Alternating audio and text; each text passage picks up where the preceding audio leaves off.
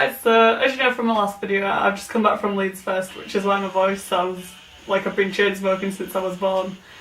I tried to vlog for you guys, but my camera just wouldn't take all the videos, it was terrible, so I just decided to talk about it all. So let's begin. There's never really any acts on a Thursday, but luckily for me there was the Midnight Beast, which I've never seen before, but they was really good. If you don't know who the Midnight Beast are, they're a YouTube comedy trio that do parodies of songs and they do their own songs. They're really funny. Check them out, I'll put their channel in the description below. So on Friday I saw the most bands, and it all kicked off with Seeing Tonight Live. I recommend that you check them out. Next off was Young Guns. They're a small British band and they haven't done anything for a while, but I used to love them, and the performance at Leeds Fest made me fall back in love with them again. It was amazing, perfect, check them out. Next off was Paramore, and I really wanted to see them just for that one song, Last Resort. The ultimate classic rock song, everybody knows it, and I was so happy when they played it.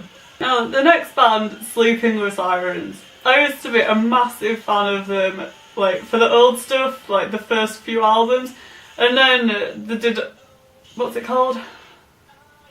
Feel? And it's just, Kellen's so egotistical, but because the Day to Remember was on afterwards, I wanted to be at the front, so we went to the front. And I was just stood there looking really bored, and I was on the big TV screens just looking like... It was funny, but it was also really bad as well because I just looked like crap. Now then, A Day to Remember, as you can see, I got an A Day to Remember t-shirt.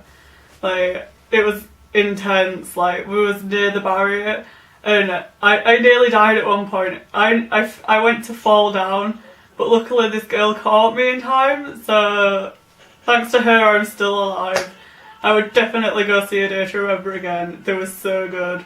If you've never listened to them, go check them out right now. Next up was You Mate 6. Me and my friend were sat at the back, eating our chips, just watching them. I used to also be a massive fan of You Mate 6, but then, I don't know, I just kind of felt like they was overrated, so I just stopped listening to them. But they've got better live now, so I really enjoyed their performance at Leeds Fest and I sung along. Very disappointed they didn't play Save It for the Bedroom though, because that is like the ultimate song that they've ever done. It gets everyone going and they didn't play it, so... Next was a band that we accidentally saw because we was waiting for Mayday Parade to come on. It was called the Sunshine Underground, and they were amazing. I've never heard such unique music, and the guitarist looked like one of my favourite comedians, John Richardson. So check them out, I'll put them in the link below again.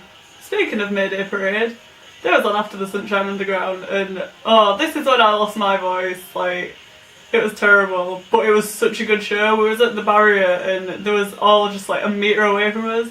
I just love Mayday Parade. I love how emotional the songs are, and oh man, if they'd played Miserable at Best, I would have been a goner. Now for the first headliner, Blink 182. I've never seen them before, so I was really excited, and it was so worth it. It was so good. Oh god, can't even begin to describe how good they was. They were so good, I bought their t-shirt. The Saturday, it kicked off, we went to go see Gerard Way. I really wanted to see him because I thought he was going to do some My Chemical Romance songs, because even on the front of Kerrang, he said I might play some My Chemical Romance songs. So I didn't want to risk missing out, so I went to see him and he did not do a single My Chemical Romance song. I was so disappointed. Like, I felt like I'd just wasted half an hour of my life, because I mean, he wasn't even that great live. He reminded me a lot of Jarvis Cocker from Pulp, like, in his mannerisms, but it wasn't, no, it was a waste of time. Then we went to see a comedian called Chris Ramsey. He was so funny though, like, there was a bit where I had stomach cramp, it was so funny, I was laughing so hard. He was, oh... He's beautiful, I love him. Next we went to see Twin Atlantic. They're a Scottish band and they've just brought out a new album. They're so good. Sam McTrusty's voice is so unique and I just can't get over how good he is. He's so attractive and has a beautiful voice. Check them out if you haven't heard of them. I'll leave all links in the description below for all the bands that I'm saying check out, because they are honestly so worth checking out. And Shikari, mind blowing. I can't even, I've never missed a tour of theirs since like 2012, so I know that's only 2 years, but it's a lot of dedication going to every single tour that they do, and it is so worth it. Like, I will put a link to one of their live shows down below. it's just insane. Everyone goes for it. It's brilliant. And next off, we didn't have any bands to really go see, so we saw that Mallory Knox was doing a signing, and because we'd missed their show earlier, we thought, we'll make up for it, we'll go meet them. And they are the nicest guys ever. Like, I told every single one of them that I was going to be really drunk on Sunday night. I said to Mikey that I was going out with a bang. And I didn't really go out with a bang unless you can't having pizza for breakfast, which is the usual for me if we've got leftover pizza. And I did 4 shots and it was really disgusting and it wasn't nice, but kind of tried to go out with a bang. It didn't really work though, so. Now then, the second headliner, one of my favourite bands ever, Paramore. I love Paramore. I've been listening to them since I was in year 6, which was about 9 years ago? No. 7 years ago. Finally did the maths. But I remember walking home from primary school one day singing Pressure. I just can't get over how good they are. We actually was lucky enough to be in the front circle for it. I had a great view. It was amazing. Like, it's so good. I don't understand people that say they don't like Paramore because they are really genuine people. They always put on a good show. Even at Reading when the power got cut off by accident, they still went for it, they still performed and everyone loved it. Luckily Leeds had them headlining though, so Sunday, Lonely the Brave. Now these are a reasonably new band and they are really good. I heard their song Victory Line on Kerrang and the video is beautiful, the song is so good, they're a very unique band. I'll leave a link in the description again. I'm trying not to say that as much because I know it's getting boring. Then we went off to see a comedian called Milton Jones. He does one-liners and some of them are just perfect. Like, he's very funny, check him out. I'm just going to leave so many links in the descriptions because of this video. I just want people to know about these people. Of Mice and Men was doing a signing. And Of Mice and Men just means so much to me. I absolutely love them, like they've helped me through a lot. So when I found out they was doing a signing, I had to go. And the signing was at 6 o'clock and we went to have a look at the signing tent and there was a lot of Mice and Men t-shirts around, so I didn't want to risk leaving again. So I sat around for a good 3 hours waiting for the Of Mice and Men signing.